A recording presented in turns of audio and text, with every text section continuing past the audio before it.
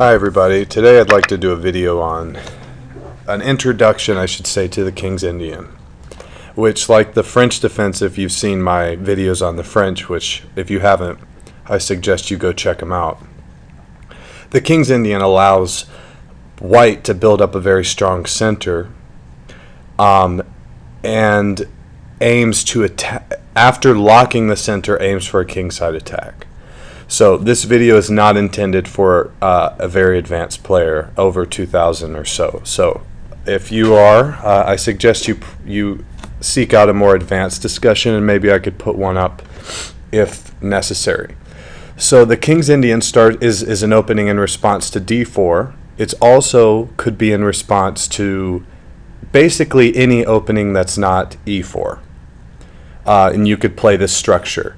If they played E4 and you replied knight F6, you would be playing the Alekhines defense. So black responds knight F6. It's very flexible, not showing white exactly what we're going to play, because we could play the Grunfeld. We could even play a Queen's Gambit declined. It's still on the table. And so after white plays C4, black responds G6, and even here it's not entirely clear what the black player is going to do. The Grunfeld still can be played. And white's usually going to respond knight C3. If knight F3 is played, it's not really an important move. You can just carry on with the structure I'm going to show you, and I want to just reach the main sort of position where we play bishop G7 and white plays E4. And as we can see, we've got these very, very aggressive pawns on C4, D4, and E4. And black is... Let's just talk 1 second about what this opening is all about. It's very aggressive. It takes guts to play, but it isn't reckless. And I want to just note that. The King's Indian requires some serious confidence, but it's not unsound. So it's not going to be refuted with proper play, as even the modern grandmasters today have shown. So the move black responds with, and I'm covering the knight E1 variation here on this video, and I'm going to cover lots. This is going to be one of many videos for you to watch. And black can play D6 here. It's not entirely necessary for him to do it now. He could just instead castle on move 4. It makes no real difference. So there's some options for white. The main move here is knight F3, just preparing some kingside development and castling. Also on the cards is the 4 pawns attack, which in my opinion is a little bit too let's say fanciful for the white player. It can lead to problems.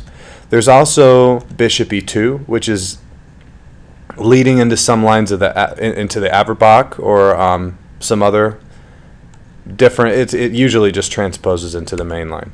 I wanted just to note here that E5 really is not anything to worry about for the beginning players who are looking at this opening. Anytime white plays this, you can just exchange, take the queen, play something like knight H5, attacking the pawn, and white must respond E4 to protect it. And after some normal development, you can play F6. And if white takes, you can take back, and and also with the bishop, it's sort of up to you. Although I'd prefer to take with the pawn. This is some analysis that was provided through the ChessPace program. So let's return to the main line here, knight F3. So what is white doing? White's going to play on the queen side at some point after we establish a locked center, and black is going to play on the king side. This is the central theme of the King's Indian. So after black castles, the main move here is bishop E2, just preparing for castling and getting the bishop out. And here I'm recommending we play E5. You could play other moves. This is focusing on I want to make one note. I'm focusing for these videos on the classical variation. I happen to usually play the knight A6. Either one is good. I might do some videos on that as well. So E5, what's the deal here? What are we doing? Well, first thing we're not doing is losing a pawn. Although, look carefully if white decides to take this pawn, and of course we recapture. And after the queen exchange, it appears that the pawn on e5 is hanging, if the knight were to take. But we have this very famous trick, knight takes e4. And even if white tries a further trick, knight takes f7, we have the intermediate bishop takes c3 check, and after takes, king takes f7. And black wins. Also, if after knight takes e4, we have bishop takes e5. And we're not up any material, but black has an easier game here, definitely. At least as easy. White's advantage is completely disintegrated, and the powerful bishop on e5 is something to be seriously worried about if I were the white player. So, most of the time, after e5, white just castles, waiting to see how black responds. And the move here is knight c6. And this is going to be somewhat similar to what we've seen in the French defense, where black lures the pawn to e5. And in this situation, we're luring the pawn to d5. So white is going to oblige us here, and we reply knight e7. And let's look here. We have a very closed center, which means this opening is going to be more positional than many. And black seems a little boxed in. We've got this knight on e7, not clear where on earth that's going. It's unclear how we're going to unravel all our pieces. And white seems like he's going to be able to play very quickly and develop some kind of attack with this large pawn center. So I want to just talk about one thing that isn't covered very often. Once white plays knight e1, this is the variation I was talking about. And white's plan is here to just strengthen the e4 pawn, because we're going to have some pressure on it very soon. They're actually wanting to play f3 to hold down all that space. And I'm recommending knight d7. We're wanting to play f5, the central break in the King's Indian defense. Without f5, what on earth are we doing locking the position down like this? So f5 is sort of the equivalent of c5 in the French. It's that important that we play it. It also playable, it might seem like a subtle difference, knight e8. Why couldn't you play knight e8 instead of knight d7? The only thing here that a lot of people don't mention is white can actually play f4 and get some craziness that black might want to avoid. And after probably the best response, f5, f takes e, and bishop really needs to take. And after bishop h6, knight g7, we're kind of, this isn't what we were aiming for. Let's put it that way. Now, what's the difference, right? Why can't they just play f4 once we've played knight d7? And they absolutely can. But then when we reply f5, and if they take on e5, we can just take back with the knight. And the bishop's still on g7. So it's holding down the dark squares around the king, and we don't have as much to worry about. In fact, I think black is fine here.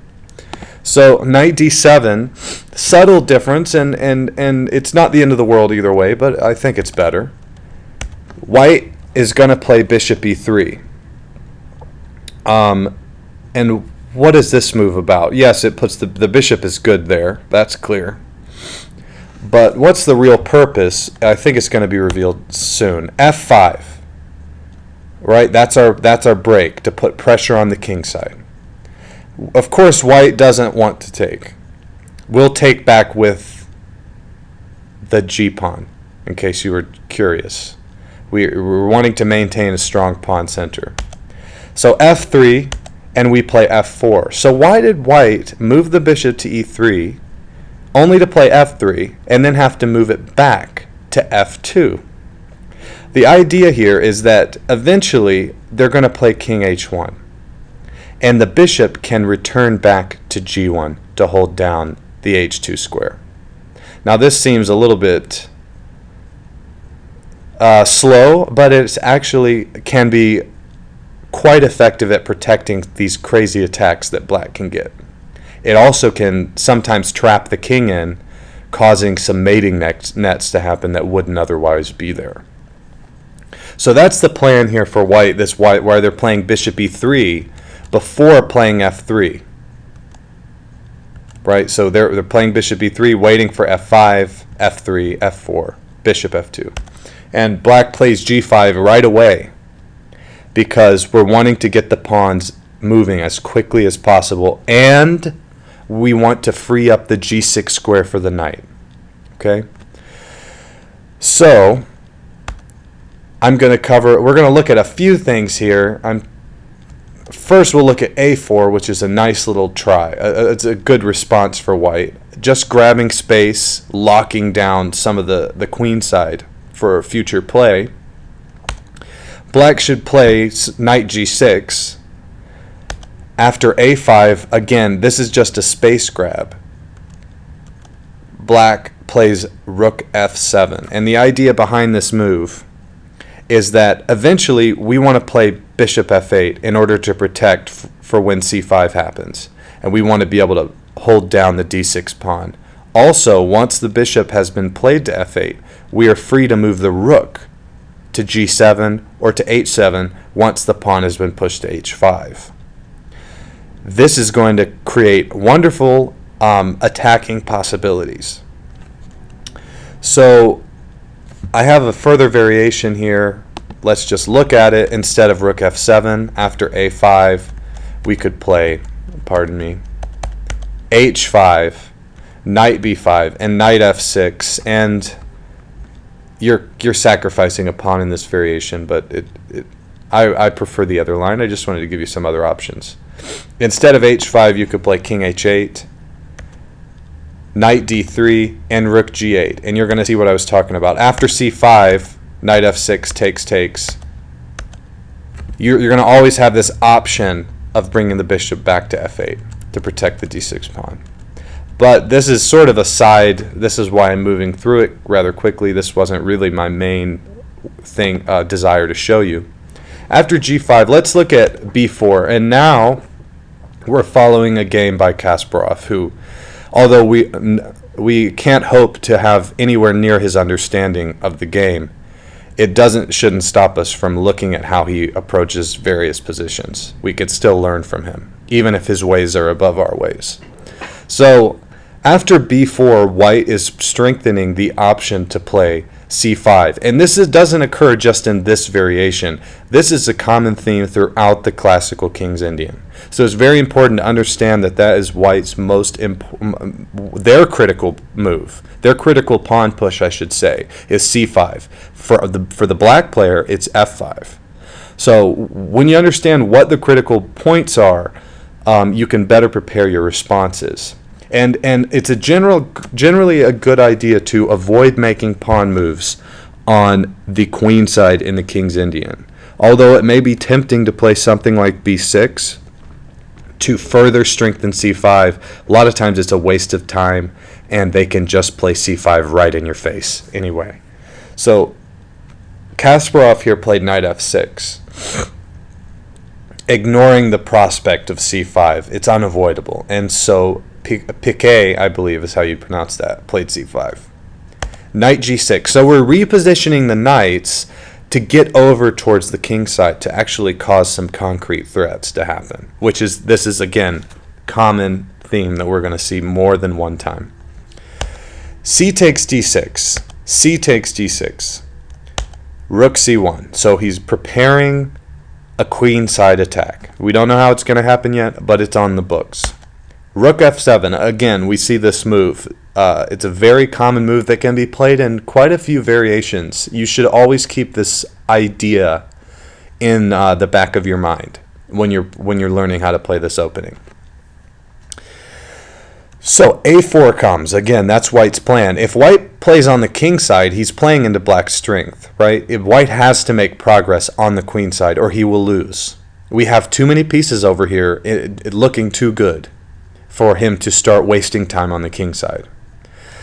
So a4 comes and bishop f8. And this move is to protect d6, but it's also really just to get out of the way. Allow the rook some space. a5 comes. Bishop d7. I will admit this move is a slight mystery to me. It does clear up the rook on a8, but it still is a little bit curious a move. What it does, this does bring me to one point about this light squared bishop.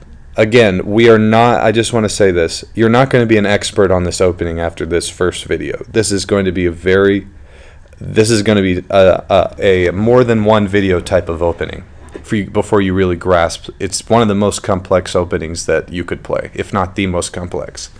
So the light squared bishop is very valuable in the King's Indian, and you should not exchange it unless it's an absolute necessity.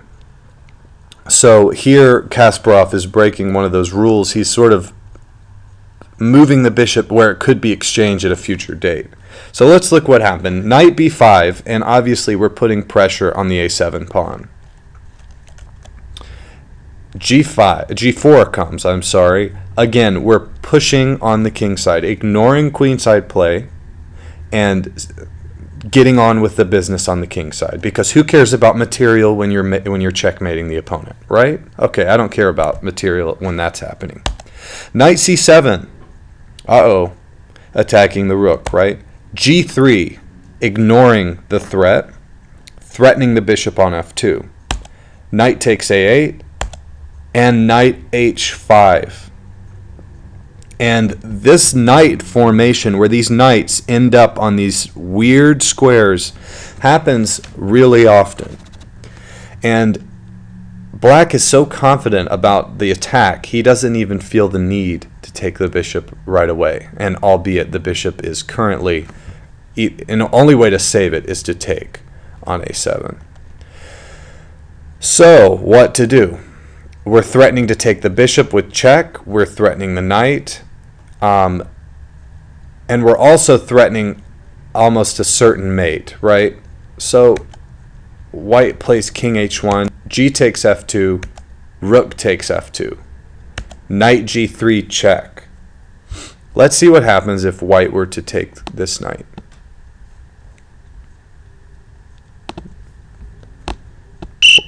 Black recaptures. It's probably not in white's best interest to lose a rook. However, there's really no move that makes any difference here. So he could, let's just say he moves the rook back. Of course, the threat is this check and this mate. But if I'm not mistaken, even this move loses. Yeah. It's unstoppable, this mate. The king over just loses to the mate on h1. So obviously a very irritating move, and these types of sacrifices happen a lot. It's just such a rich opening that allows for all these clever tactical motifs to happen. So white can't take it. King g1. Queen takes on a8. Bishop c4. a6. Now this move seems really mysterious. a6. But you're going to see the next move why he played it. Queen d3, queen a7. Pinning the rook. b5. ab.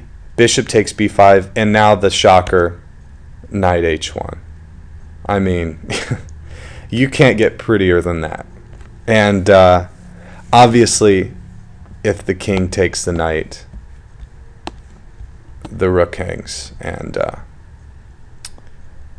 being a piece down is certainly good enough to lose against someone like Kasparov. So an amazing, amazing game, and it illustrates the richness and complexity of this opening. And I'd like to do a couple more videos illustrating some other games that focus on this kingside attack. This perhaps isn't the most classic example of the kingside attack that is generated in the King's Indian, but it is a good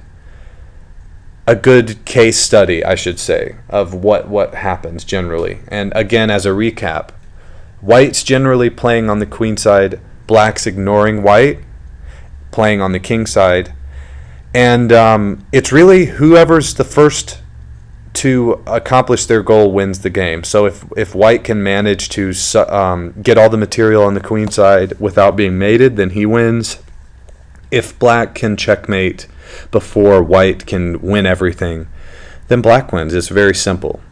So hopefully you found this video instructive, and I will make another one soon. Thank you.